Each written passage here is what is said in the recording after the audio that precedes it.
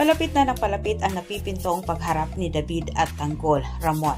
Samantala, tuluyan na nga nakatakas itong si Tanggol sa tulong ni Marcelo.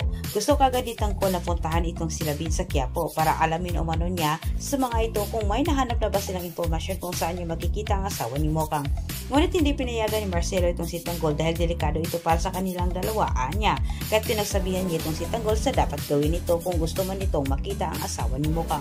Samantala, nabahala itong si Berting at din sa kalagayan ni Tanggol dahil sa kanilang pagkakala isa sa nadali si Tanggol sa nangyaring gulo sa loob ng kulungan matapos napanood nila ang balita. Habang pinuntahan nila Berting ang mga magulang ni Mokang pero si Bin lang ang napagkita kala Mersing.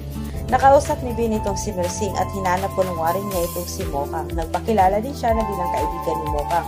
Malungkot namang sinabi ni Mersing kay Bin na wala umano silang balita kung nasaan na tinatago si Mokang sa asawa nito.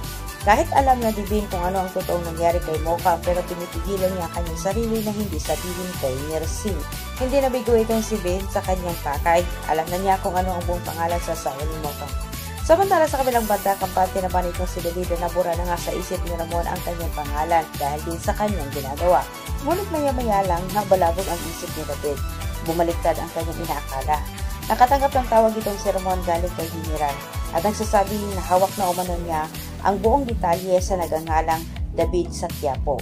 At isa na umano dito ang anak ni Rigor. Itong si Ramon ay napatingin naman sa piking Tanggol.